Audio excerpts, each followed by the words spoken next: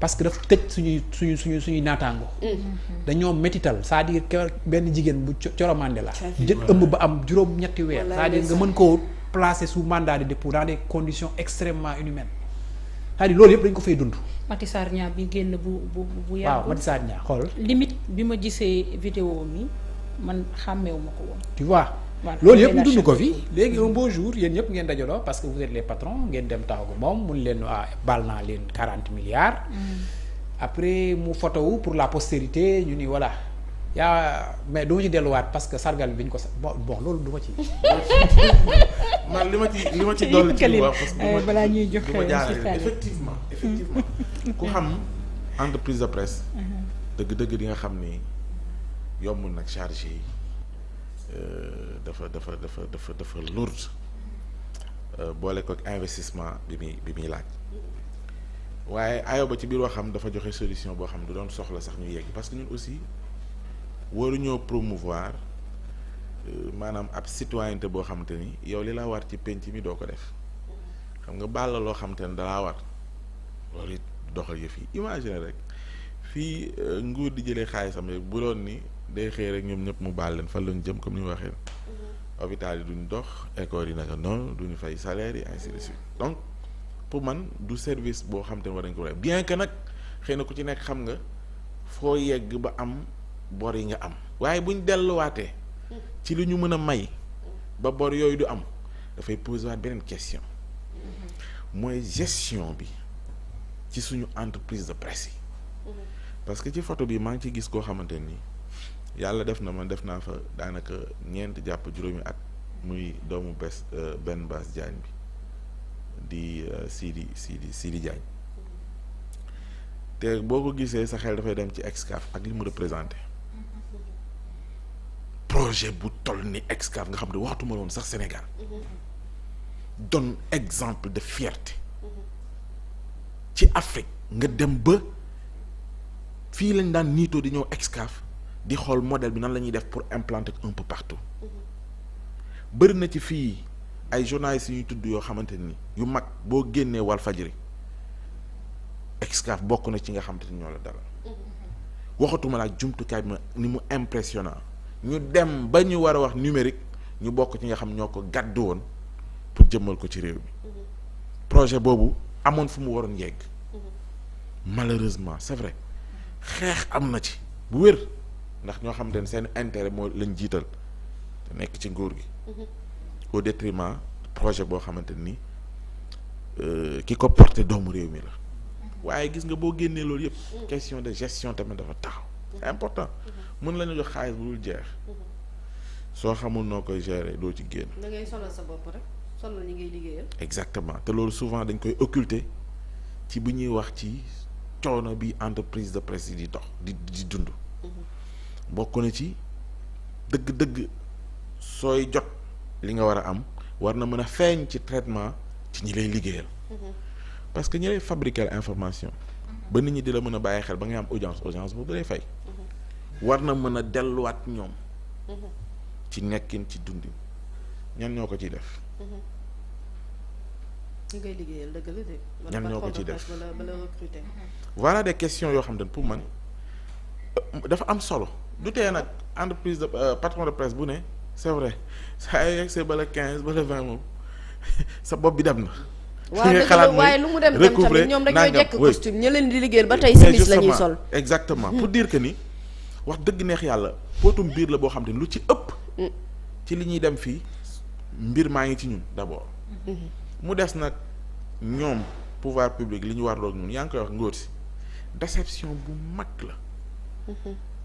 ci moom anam gi mu jiitee département ministériel bu mel ni ministère de la communication. c'est une grosse déception. maître Moussa Bocar Thiam.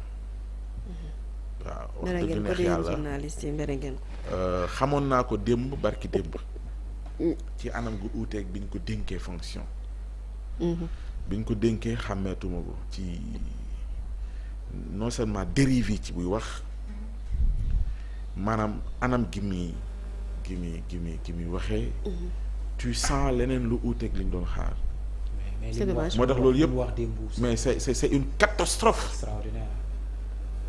c'est-à-dire man à la limite je me dis man président est-ce que dinay toog ak sax ay nitam non gis nga ni ñu ko waxatee gis nga ñun Sénégal il faut ñu xam ne de penc dañ ko xamoon démb mooy Ayoba mii daf may gis moo waxee ma defee noo xam te ni uute naag buñ delloo man ca fa ma bokk wala sax nu ñu bindoo loolu doon ñu ko ñu xëcc ñu dëgg la ba nga ñëw ñu ne la ko baax waroo waxee lii ndax lii de serait-ce que moom sax c'est un ministre de la République quand même un ministre de la République te moom nag fan yi li muy am ci écart non du fan yi sax xaw na doy waar yàgg na de te yooyu yëpp bi mu demee ci émission Babacar Fall aussi am na kàddu yu mu fa yëkkati dama ne mu ñëwaat démb waxaat yi la kàddu est-ce que duñ ko teree wax.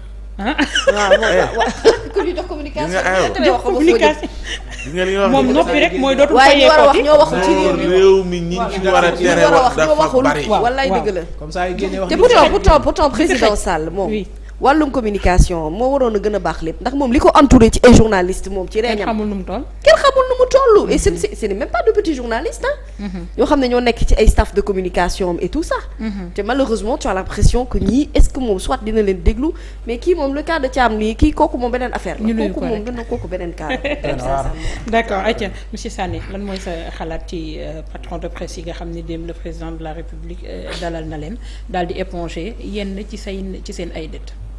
Oui, comme ñeneen ñi ñu ko waxee mais je pense que le contexte s'y prête mal. Quelques jours de l'élection présidentielle tu reçois des patrons de presse pour defal leen ay amnistie fiscale boo xamante ni c'est presque 40 et quelques milliards de francs CFA te 40 milliards de francs CFA bu leen fàtte ni ce sont les chantiers de Thiès qui ont coûté presque à l'État du Sénégal 40 milliards de francs CFA. Ce n'est pas rien, on peut en faire beaucoup de politique publique dedans. Donc en faire une amnistie fiscale et surtout que ce n'est pas la première fois. Alors que l'amnistie fiscale, ñu xam le droit fiscal ou le contentieux fiscal, c'est pour les délinquants fiscaux. ñoo xamante ni te c'est pas pour nga baal ko mais c'est pour encourager, n'est-ce pas, le délinquant fiscal à pouvoir payer plus tard sa fiscalité. Donc loolu noonu dafa am solo ñu préciser ko en droit. C'est-à-dire que un récidiviste ci infraction fiscale warul bénéficier en fait des largesses de la loi fiscale te loolu noonu benn la et puis l'amnistie fiscale également boo koy def c'est-à-dire que les amendes et les sanctions les effacer mais warul effacer en fait la dette fiscale yow koo xamante ni moom moo war a fay impôt bi ça c'est un élément et le deuxième élément c'est par rapport à la rupture d'égalité am na Ayoba wax na ko fii nii boo demee ci marché yi nii maire yi nii di jaay ay soble wala ay légumes et cetera ñoom dañuy fay seen juuti ay 500 ay 1000 francs te kenn du leen ko baal buñ ko fayul dañuy jël seen marchandises yi ni ñu sànni ko ñu kii nii donc loolu c'est vraiment une rupture du principe d'égalité entre les contribuables alors que à la fois la constitution et même le code général des impôts dañoo fixer ay principes mooy maanaam l'égalité devant les charges publiques donc te boo xoolee également ce qui se passe dans les organes de presse mais ce n'est pas seulement dans les organes de presse c'est pratiquement dans beaucoup d'organes.